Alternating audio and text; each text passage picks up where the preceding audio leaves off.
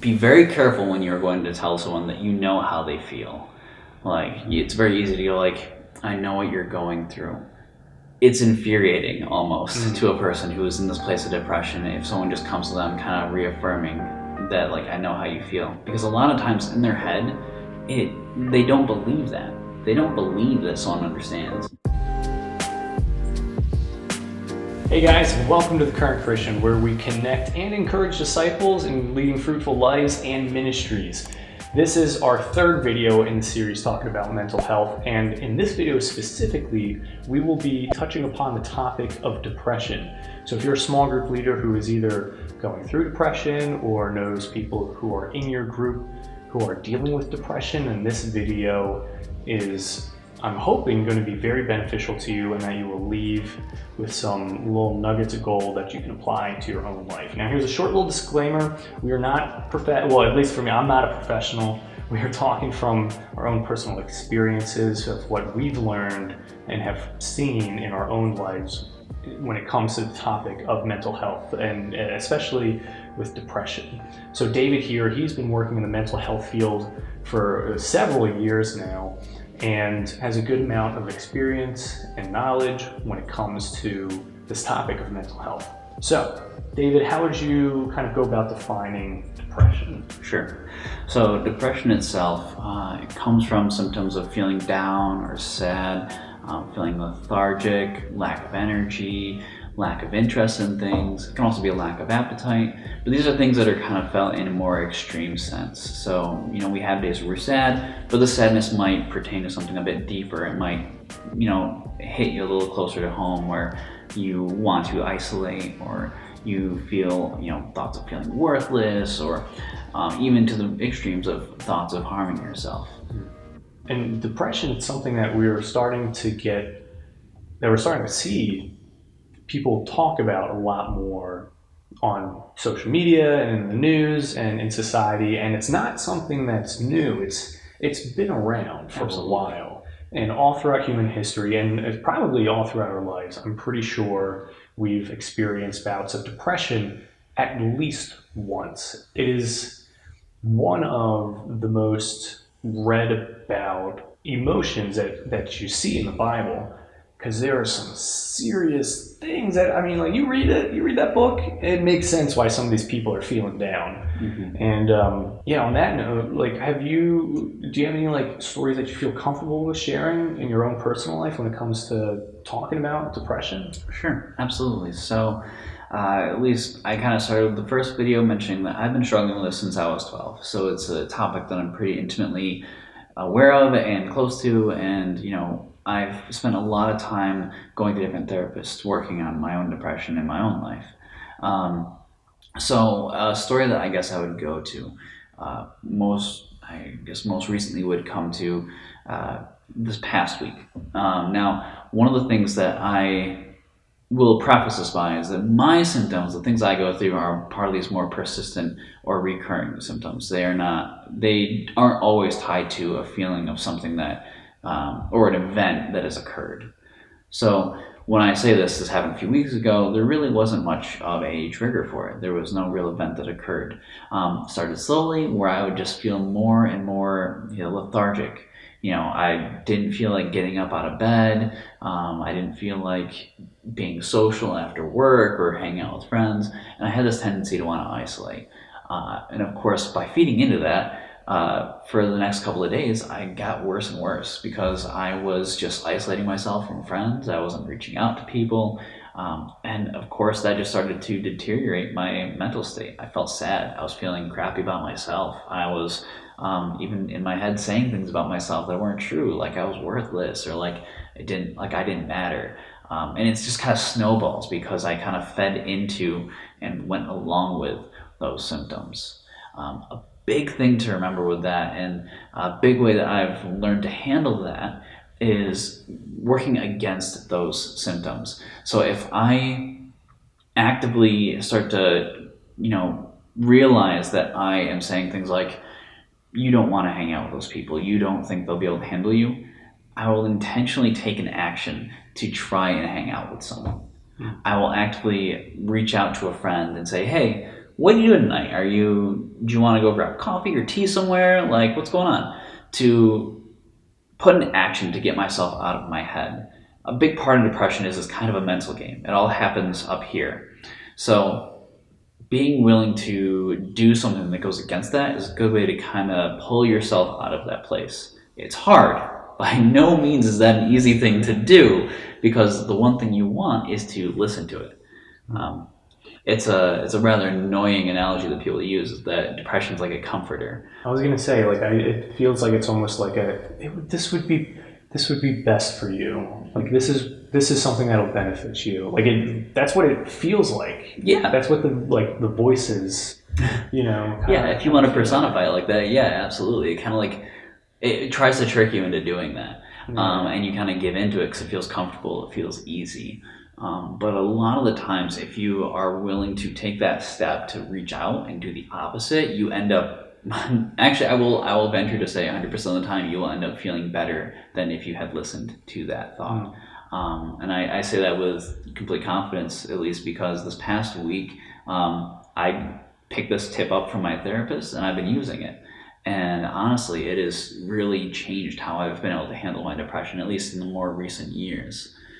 It's every single time I've done it, I've felt better. By no means am I saying it cures it and I'm better forever, but in that moment, it definitely helps me to get out of my head, get out of that rut for if maybe just a couple hours to do something else.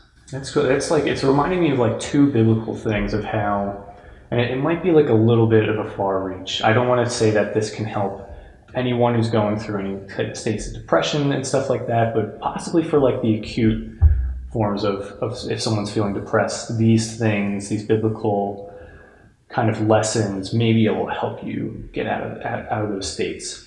So in times when I'm feeling depressed, I will want to back out on prior commitments that I've made. And the Bible talks a lot about having integrity, and one thing that I know is a good characteristic of sticking true to being an integral person. I don't know, I may not be using that right, but I feel like one way to express integrity is to stick with your commitments.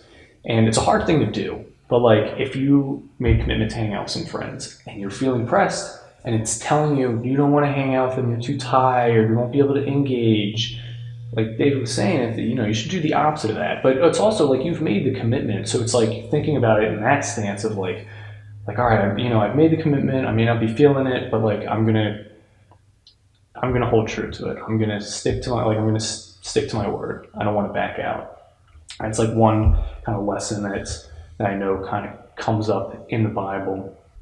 And the second biblical principle I can see a lot of times when the Israelites, right before battle or something like that, they'll be very discouraged.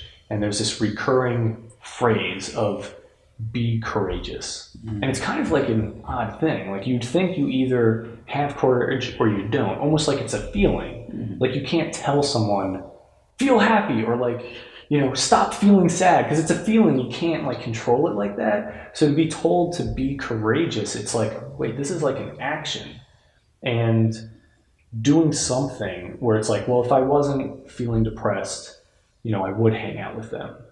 And it's almost like that kind of almost reminds me of like, be courageous, because you gotta be courageous. Like there's the famous quote that's attached with being courageous, where it's courage is not the absence of fear, but like going forward despite feeling fearful. And that is like, at least from when I was hearing you talk, was just like, that's like a huge thing I was saying out in my head, is that like, despite feeling down on yourself, it's like you should still go out and do those things. Because sometimes just doing the action will just bring about feeling better, feeling more lively, especially like just hanging out with people. If you isolate, if you're isolated, you're gonna feel bad. It's just, that's what they do in prisons, it's like a thing, Yeah, absolutely. And it makes you disconnected. If the one thing you're craving right now is you're feeling lonely, the worst thing you can do is just shut yourself off from everyone. You're doing the opposite, and you're feeding into that same feeling. But of course, at that moment, it's really hard to get into that place. And like I said, to reiterate, it's not something that you can just flip on and make happen.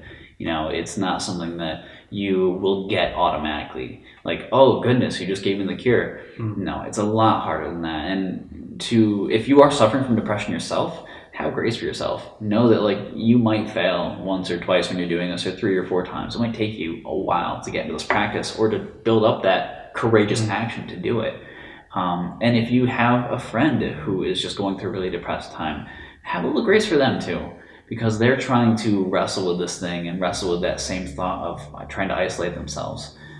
If you're close enough and you're willing to offer that opportunity to go and hang out, if you are willing to, say, hey, meet me at the Dunkin' Donuts at 10 o'clock at night when he took the time to reach out to you, absolutely. That'll help him a lot.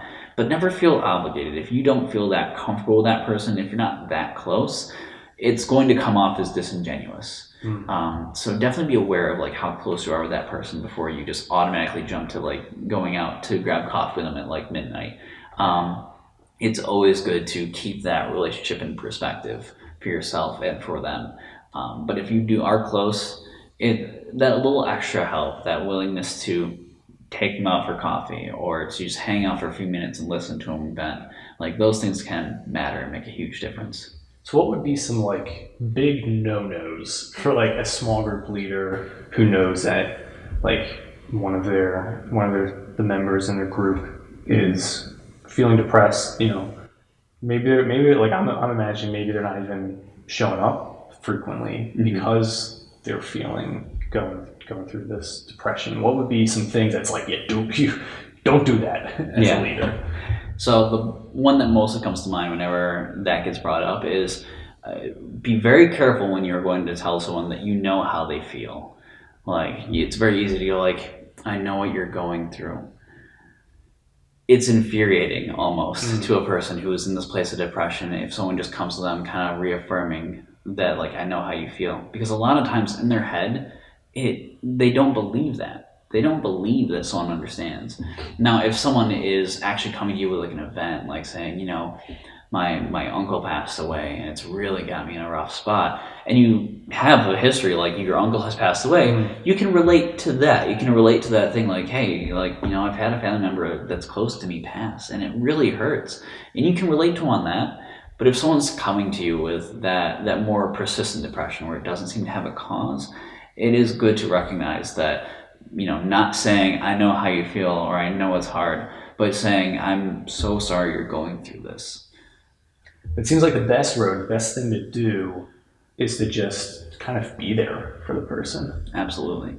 More often than not, the less you say, the better. If they're looking for advice or some encouragement, give a little bit here and there, but oftentimes if you're giving too much or you are trying to say you understand exactly where they're at, it's going to start sounding disingenuous and be harder for them to take. So do the best you can just to be honest. Be aware that you might not know exactly how much hurting they're going through, and being okay with just saying, I'm sorry that you're in that place, and just reminding them that you're here regardless. So that's going to wrap up our video today for the one on depression. I thank you guys so much for watching this. I really hope that you were able to get some good nuggets of wisdom out of here that you can apply in your own lives. And if you have gone through some type of depression and feel comfortable with sharing your story and ways in which you may have gotten out of that struggle, please feel free to comment it below. We'll get a little discussion going. And I want to thank you so much for being here and watching this and growing in wisdom every day. I'd also like to thank our community of supporters over on Patreon. This video would not be made possible without you. And if you really like this video, please be sure to hit the subscribe button. Our next video will be coming out talking about effective strategies that leaders and individuals who are struggling with mental health can apply in their own life. But thank you so much for watching. We will see you in our next video.